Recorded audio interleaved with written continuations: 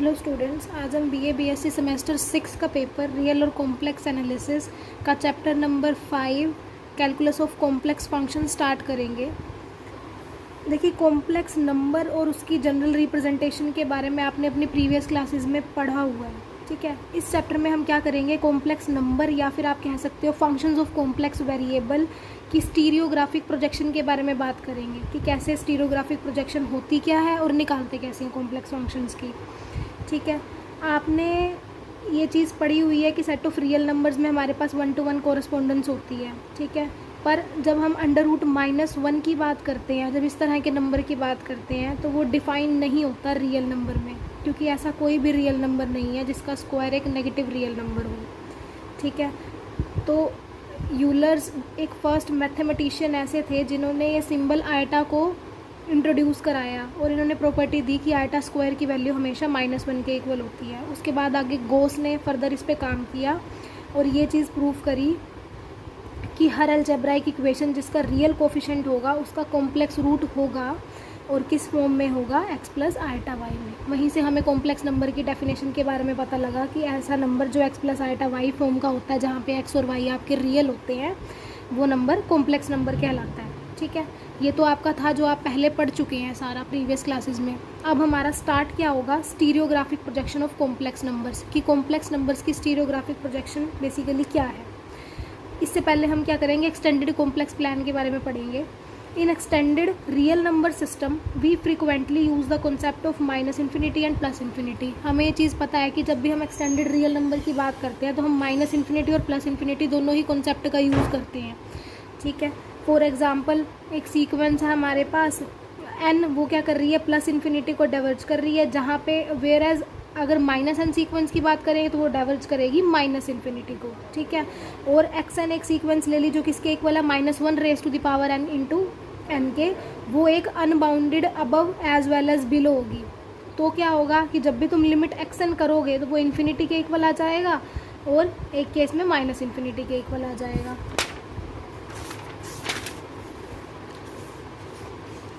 पर जब हम कॉम्प्लेक्स नंबर से डील करते हैं तो उस केस में हम सिर्फ +∞ के सिंबल को लिखते हैं, ठीक है। इसके अंदर हम यूजुअली जो सिंबल यूज़ करेंगे वो इन्फिनिटी का यूज़ करेंगे, -∞ का कॉन्सेप्ट यहाँ पे नहीं है।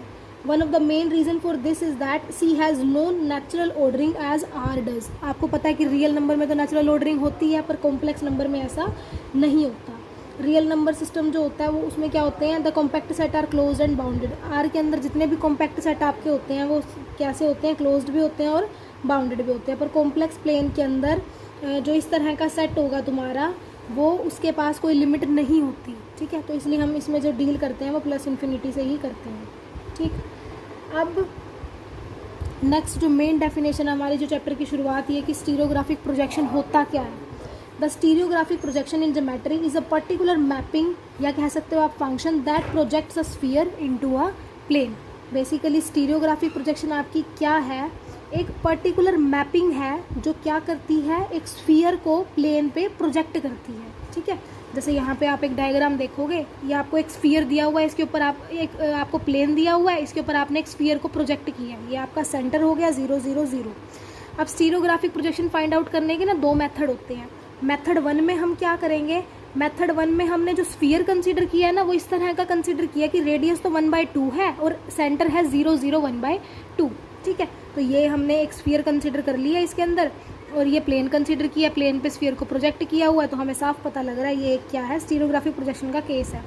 अब स्टीरियोग्राफिक प्रोजेक्शन कौन से कोऑर्डिनेट होंगे, अब मैंने अभी भी बताया कि सेंटर क्या है 0 0 1/2, और रेडियस हमारी क्या हो जाएगी स्फीयर की 1/2। तो ये वाला पॉइंट हमारा क्या हो जाएगा 0 0 1, जिसको इन्होंने n का नाम दे दिया। अब आपने क्या करना है, n पॉइंट से आपने एक स्ट्रेट लाइन ड्रॉ करनी है। तो क्या होगा, ये जो लाइन ड्रॉ करोगे कहीं ना कहीं स्फीयर पे टच होगी, तो जब स्फीयर पे टच होगी उसको पॉइंट को नाम हमने दे दिया P, और उसके कोऑर्डिनेट ले लिए X, Y, Z। तो ये जो XYZ है ना, यही बेसिकली आपकी क्या है, स्टीरियोग्राफिक प्रोजेक्शन है, या फिर आप कह सकते हो इमेज है किसकी, इस पॉइंट की, XY0 की, मतलब Q पॉइंट की, ठीक है। तो ये जो XYZ है जिसको आपने P पॉइंट का नाम दिया, वो आपकी स्टीरियोग्राफिक प्रोजेक्शन कहलाएगी, स्मॉल x स्मॉल y और 0 पॉइंट की, ठीक है। और इस स्फीयर को हम रिमान स्फीयर भी बोलते हैं। अब हम क्या करेंगे, मेथड 1 तो पढ़ लिया, capital X capital Y capital Z भी पढ़ लिया कि स्टीरियोग्राफिक प्रोजेक्शन है। ये इसकी वैल्यूज़ हैं जिसको क्वेश्चन में आप डायरेक्ट यूज़ करोगे कि कैपिटल एक्स की वैल्यू क्या है, X by 1 plus X square plus Y square. Capital Y की वैल्यू है Y by 1 plus X square plus Y square. और कैपिटल जेड की वैल्यू है X square plus Y square divide 1 plus X square into Y square. ठीक है, similar way से हम method number 2 करेंगे। काम सारा मेथड नंबर 2 में भी वही होगा, बस सिर्फ फ़र्क क्या है मेथड 1 और 2 में। यहाँ जो हम स्फीयर कंसिडर कर रहे हैं ना मेथड 2 में, वो स्फीयर हम कंसीडर कर रहे हैं जिसका सेंटर हमारे पास दिया हुआ है 0, इस वहाँ पे 0 0 1/2 था, और यहाँ पे हमें जो सेंटर दिया हुआ है वो दिया हुआ है 0 0 0, और रेडियस दी हुई है हमारे पास 1। तो इस केस में हमारे पास फिर वही capital X capital Y capital Z की वैल्यू क्या हो जाएगी, चेंज हो जाएगी। 2x by 1 plus X square plus Y square, 2y upon 1 plus X square plus Z square, और जेड की वैल्यू हो जाएगी X square plus Y square minus 1 divide 1 plus X square plus Y square. ठीक है, ये values आपने याद रखनी है। ठीक है, अब इस पे बेस्ड हम एग्जांपल्स करेंगे ताकि और ज़्यादा क्लियर हो कि बेसिकली स्टीरियोग्राफिक प्रोजेक्शन अगर वो फाइंड आउट करने को कहता है किसी स्फीयर की, तो आप कैसे करेंगे वो काम। जैसे फर्स्ट ही क्वेश्चन है, ये वाले क्वेश्चंस जो हैं कंपलसरी के लिए इंपॉर्टेंट हैं। डिटरमाइन द इमेज और stereographic projection of the following points on the sphere of radius 1/2 and centre 0 0 1/2। अभी अभी मैंने आपको बताया ना कि मेथड 1 के अंदर हमारे पास तब यूज़ होगा जब हमारे पास रेडियस 1/2 दी होगी और सेंटर 0 0 1/2 होगा। तो यहीं से आपको पहचान हो जाएगी कि आपने स्टीरियोग्राफिक प्रोजेक्शन फाइंड आउट करने के लिए कौन सा मेथड अप्लाई करना है। ठीक, जैसे फर्स्ट एग्जांपल हम करते हैं 1 प्लस आयटा, इसका हमने स्टीरियोग्राफिक प्रोजेक्शन या फिर कह लो इमेज फाइंड आउट करनी है। तो बेसिकली हमारे पास x प्लस आयटा वाई की वैल्यू क्या दी हुई है, 1 प्लस आयटा। जब आप कंपेयर करोगे बोथ साइड, तो यहाँ से कैपिटल स्मॉल x की वैल्यू आपकी 1 आ जाएगी और y की वैल्यू भी आपकी 1 आ जाएगी। ठीक है, अब आपको पता है कि मेथड 1 के अंदर जो हमारे पास capital X capital Y capital Z की वैल्यू होती है वो ये होती है। ठीक है, इसके अंदर हमारे पास x और y टर्म की रिक्वायरमेंट थी और दोनों ही टर्म्स मैंने ऊपर फाइंड आउट कर लिए कंपेयर करके। तो मैं क्या करूँगी, वैल्यू सब्सटीट्यूट कर दूँगी। तो जैसे ही मैं कैपिटल एक्स कैपिटल वाई की वैल्यू सब्सटीट्यूट कर रही हूँ, sorry small X small Y की वैल्यू सब्सटीट्यूट कर रही हूँ, तो मेरे पास capital X capital Y capital Z आ जाएंगे। ये सिर्फ कैलकुलेशन थी। ठीक है, मेन आपको ये चीज़ पता होनी चाहिए कि आपको कब कौन सा मेथड अप्लाई करना है। क्लियर ये चीज़। सिमिलर वे से इसके बाकी दोनों पार्ट्स हो जाएंगे। बस आपने क्या काम करना है, जो भी आपका गिवन पॉइंट है उसको x प्लस आयटा वाई से कंपेयर करके स्मॉल एक्स और स्मॉल वाई की वैल्यू निकाल के रख लेनी है। उसके बाद capital X capital Y capital Z जो कि आपकी स्टीरियोग्राफिक प्रोजेक्शन है मेथड 1 के केस में, फॉर्मूला आपको दिया हुआ है, उसको लिखना है और उसके अंदर सारी वैल्यूज़ को सब्सटीट्यूट करके सोल्व कर देना। आपके पास पॉइंट आ जाएंगे या कह लो इमेज आ जाएगी। क्लियर ये चीज़। अब सिमिलरली एक क्वेश्चन ऐसा करते हैं जिसमें मेथड 2 अप्लाई हो रहा हो। अब यहाँ पे देखो आपको वही इमेज निकालनी है, स्टीरियोग्राफिक प्रोजेक्शन निकालनी है इन पॉइंट्स की जिसका रेडियस 1 है और सेंटर 0 0 0 है। तो यहाँ से आपको पता लग गया कि हाँ आपको मेथड 2 अप्लाई करना है इस केस में। तो वही काम तो वही करना है। पहले आप क्या करोगे, 1 प्लस आयटा को x प्लस आयटा वाई लिखोगे। यहाँ से आप कंपेयर करोगे जब रियल और इमेजिनरी पार्ट्स को, तो x की वैल्यू आपकी 1 आ जाएगी और y की वैल्यू भी 1 आ जाएगी। अब आपको पता ही है कि मेथड 2 के अंदर जो capital X capital Y capital Z की वैल्यू होती है वो ये होती है। तो इसके अंदर आप क्या करो, स्मॉल एक्स स्मॉल वाई की वैल्यू सब्सटीट्यूट करो, आपके पास कैपिटल एक्स वाई जेड आ जाएंगे। जैसे यहाँ पे 2/3 2/3 1/3 आ गया, तो बेसिकली आपकी 1 प्लस आयटा पॉइंट की इमेज ये आ गई है 2/3 2/3 1/3। कंपलसरी क्वेश्चन में स्टीरियोग्राफिक प्रोजेक्शन निकालने वाले क्वेश्चन इंपॉर्टेंट रहते हैं आपके। अब थर्ड वाला एग्जांपल देखो, corresponding the following points on the Riemann sphere this find the points on the complex plane this. अब आपको क्या करना है, अब इसमें उल्टा पूछ लिया है। अभी तो आप क्या कर रहे थे, पॉइंट फाइंड आउट कर रहे थे ना। अब यहाँ पे इन्होंने पॉइंट तो आपको दे दिया, ठीक है। तो इसमें क्या करेंगे, वी नो, फर्स्ट वाला पार्ट करते हैं। We know that corresponding to point capital X capital Y capital Z on the Riemann sphere the point on the complex plane X Y is this. तो आपको ये चीज़ भी पता होनी चाहिए कि अगर मान लो आपको एक्स वाई जेड यानी कि पॉइंट दे दी जाते हैं, तो रिमान स्फीयर के पॉइंट दे दिए जाते हैं, तो कॉम्प्लेक्स प्लेन के पॉइंट कैसे निकालने हैं, उसका फॉर्मूला ये रहेगा आपके पास x बाय 1 माइनस जेड और y की वैल्यू रह जाएगी y अपॉन 1 माइनस जेड, ठीक है। अब यहाँ पे देखो ये capital x capital y capital z point दिए हुए हैं, तो यहाँ से कैपिटल x की वैल्यू 1/6 आ गई, कैपिटल y की वैल्यू -1/3 आ गई और z की वैल्यू 5/6 आ गई। तो इन तीनों वैल्यूज़ को यहाँ सब्सटीट्यूट कर दो, ठीक है। जैसे अब इसके अंदर सब्स्टिट्यूट किया हमने, कैपिटल एक्स की वैल्यू 1/6 डाली, जेड की वैल्यू डाली, एलसीएम ले लिया इसका। जब एलसीएम लिया इसको तो 6 - 5/6 1/6 रह गया, और ऊपर भी 1/6 था, कैंसिल आउट हो गया, 1 रह गया। सिमिलर वे से आप कैपिटल वाई की वैल्यू निकाल लेंगे पॉइंट सब्स्टिट्यूट करके। क्लियर ये चीज़। अब नेक्स्ट जो टॉपिक है ना वो हमारे पास है limit of a complex function. Stereographic projection पे बेस्ड मैंने आपको दोनों मेथड भी बता दिए हैं, और इस पे बेस्ड एग्जांपल्स जो पेपर पॉइंट ऑफ व्यू से इंपॉर्टेंट है वो भी सारे बता दिए। अब नेक्स्ट जो है हमारे पास है वो लिमिट ऑफ कॉम्प्लेक्स फंक्शन की डेफिनेशन है। आपने नॉर्मली तो फंक्शन की लिमिट के बारे में पढ़ा ही हुआ है, बस यहाँ पे फ़र्क सिर्फ इतना हो गया, डेफिनेशन सेम रहेगी, बस यहाँ पे फंक्शन आपका रियल न रह के कॉम्प्लेक्स हो गया।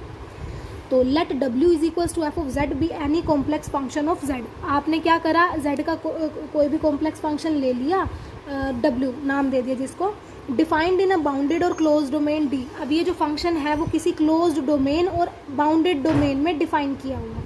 We say that F of Z tend to a limit L as Z approaches to Z naught along any path in D if to each positive arbitrary number epsilon however small there exists a positive number delta such that mod of f of z minus l less than epsilon whenever z minus z naught less than delta। ठीक है, ये definition आपने पहले real number के case में सारी पढ़ी हुई है लिमिट की। कॉम्प्लेक्स के केस में सिर्फ इतना आ गया कि फंक्शन अब यहाँ पे कॉम्प्लेक्स फंक्शन हो चुका है। काम वही है कि जब भी F of Z minus L का मोड लेस देन एप्सिलॉन होगा when ever z minus Z naught का मोड लेस देन डेल्टा होगा। अगर ऐसी कोई कंडीशन सेटिस्फाई हो जाती है कि जब भी ये मोड लेस देन डेल्टा हो, ये मोड भी लेस देन एप्सिलॉन हो रहा है, तो हम क्या कहेंगे कि हमारा जो given function F of Z है वो किसी लिमिट एल को अप्रोच कर। ठीक है, अब ये तो लिमिट की डेफिनेशन होगी। अब हमारे पास क्या है, कंटिन्यूटी कॉम्प्लेक्स फंक्शंस की क्या होती है। तो कंटिन्यूटी की डेफिनेशन भी हमारे पास सेम ही रहेगी कि कोई भी कॉम्प्लेक्स फंक्शन w डिफाइन है किसी बाउंडेड और क्लोज डोमेन d पे, उसको हम कंटिन्यूस कब कहेंगे, किसी पॉइंट z पे। If given any positive number epsilon we can find a positive number delta such that F of Z minus F of Z naught का mod less than epsilon whenever z minus Z naught का mod less than delta. क्या हम किसी भी complex function z को continuous तब बोलेंगे किसी point z is equal to Z naught पे डोमेन के, अगर किसी पॉजिटिव नंबर एप्सिलॉन के लिए आप कोई positive number delta find out कर पा रहे हो इस तरह से कि जब भी आप z माइनस जेड नोट का मोड लेस देन एप्सिलॉन करते हो तो आपका F of Z minus F of Z naught का मोड भी लेस देन एप्सिलॉन हो जाता है। ठीक है, अगर इसका मोड लेस देन डेल्टा हो रहा है तो इसका मोड भी लेस देन एप्सिलॉन हो रहा है। अगर आप ऐसे किसी एप्सिलॉन के लिए डेल्टा फाइंड आउट कर पा रहे हो तो आपका फंक्शन क्या हो जाएगा, पॉइंट z नोट पर कंटिन्यूस हो जाएगा। ठीक है, अब इसी के साथ एक डेफिनेशन नेक्स्ट आती है यूनिफॉर्म कंटिन्यूटी की, कि यूनिफॉर्म कंटिन्यूटी क्या होती है। A complex function f of z is said to be uniform continuous in the domain D if for given epsilon positive it is possible to have a find delta greater than 0 such that inequality f of z1 minus f of z0 less than epsilon hold for every pair of point z1 z2 of the domain D for which z1 minus z2 less than delta। ठीक है, uniform continuity के लिए आपको पता ही है कि आप दो पॉइंट्स को कंसिडर करके चलते हो। तो यहाँ पे क्या होगा, z1 minus z2 less than delta, उसके लिए f of z1 minus f of z2 less than अगर एप्सिलॉन हो जाता है तो आप क्या कहोगे, आपका फंक्शन यूनिफॉर्म कंटिन्यूस है डोमेन के पॉइंट z1 और z2। ठीक है, अब इस जैसे हमारे पास एक एग्जांपल है, अगर मान लो हमें किसी फंक्शन को यूनिफॉर्म कंटिन्यूस प्रूफ करना है तो हम कैसे करेंगे, एफ ऑफ जेड आपके पास जेड स्क्वायर दिया हुआ है, आपको इसको यूनिफॉर्म कंटिन्यूस प्रूफ करना है इस रीजन में कि जहाँ mode of Z less then 1 हो। ठीक है, तो पहले तो आप जनरल डेफिनेशन ही लगाओ कि आपने सपोज ही कर लिया कि फंक्शन आपका यूनिफॉर्मली कंटिन्यूस है इस रीजन पे। तो डेफिनेशन के अकॉर्डिंग क्या होगा, गिवन एप्सिलॉन के लिए एक डेल्टा मिलेगा positive such that F of Z minus F of Z naught जो होगा वो लेस देन एप्सिलॉन होगा when ever z minus Z note delta से छोटा होगा। जब भी Z minus Z note delta से छोटा होगा F of Z minus F of Z note भी एप्सिलॉन से छोटा होगा। अब एफ ऑफ जेड की वैल्यू क्या है, जेड स्क्वायर, तो जेड नोट की क्या हो जाएगी, जेड नोट स्क्वायर, तो mod of z square minus Z naught square less than epsilon हो गया, where delta depends only on epsilon and not on the particular choice of the point z naught. अब if z and z naught are any point in the mod z less than 0, अगर Z और Z note आपका कोई भी point है इस reason के अंदर तो क्या होगा तो इस वैल्यू को फाइंड आउट करने की कोशिश कर रहे हैं कि mode of z square minus Z naught square किसके इक्वल हो जाएगा। देखो ए स्क्वायर माइनस बी स्क्वायर लग रहा है यहाँ पे, तो इसको आप ए प्लस बी इंटू ए माइनस बी लिख सकते हो। तो वही लिखा, mode of Z minus Z note अलग कर लिया और जेड प्लस जेड नोट अलग कर लिया। अब फिर हमारे पास एक प्रॉपर्टी होती है कि ये जो mod of A plus B होता है less than equal to mod A plus mod B होता है, तो इसलिए इसको less than equal to mod Z plus mod Z naught लिख लिया। ये वाली टर्म एज इट इज़ लिखी, ठीक है। अब यहाँ पे आपको ना गिवन है कि मोड जेड आपका लेस देन 1 है, तो ये देखो ये मोड जेड, ये चीज़ आएगी ना mode Z plus mod Z naught, ये चीज़ आपको 1 से छोटी दी हुई है, तो ये भी तो 1 से छोटी है, तो 1 + 1 कितना हो गया 2, तो इसलिए यहाँ पे 2 लिख दिया इन्होंने। और ये वाली term as it is mod Z minus Z naught, ठीक है। Thus we choose delta is equals to epsilon by 2, it follows that. अब हमने क्या किया, डेल्टा की वैल्यू हमने एप्सिलॉन बाई 2 चूज़ कर ली, ठीक है। तो क्या होगा, अब यहाँ से Z square minus Z naught square अब लेस देन एप्सिलॉन आ गया, तो ये कंडीशन सेटिस्फाई हो तो गई। तो इसलिए हमने क्या प्रूफ कर दिया है कि ये वाला फंक्शन जो हमें दिया हुआ था वो यूनिफॉर्मली कंटिन्यूस है, आपका z is equals to. Next है हमारे पास थ्योरम है, हमारे पास इंपॉर्टेंट है, every differentiable function is continuous. हमें प्रूफ करना है कि हर डिफरेंशिएबल फंक्शन कॉन्टिन्यूस होना चाहिए। ये आर्टिकल भी आप प्रीवियस क्लासेस में पढ़ चुके हो, बस यहाँ पे हमने क्या करना है वही मैं बार बार कह रही हूँ कि यहाँ पे सिर्फ फंक्शन कॉम्प्लेक्स आ गया, बाकी काम वही है। तो आप क्या करो, लेट कर लो एफ ऑफ जेड एक आपका डिफरेंशिएबल फंक्शन है, अगर डिफरेंशिएबल है तो किसी न किसी पॉइंट पे होगा, तो आपने वो जेड नोट लेट कर लिया। तो by definition F dash Z naught किसके इक्वल हो जाएगा, अभी बताया, limit Z approaches to Z naught F of Z minus F of Z naught divide Z minus Z naught. जो ये लिमिट होगी वो क्या करेगी, फाइनाइटली एग्जिस्ट करेगी, ठीक है।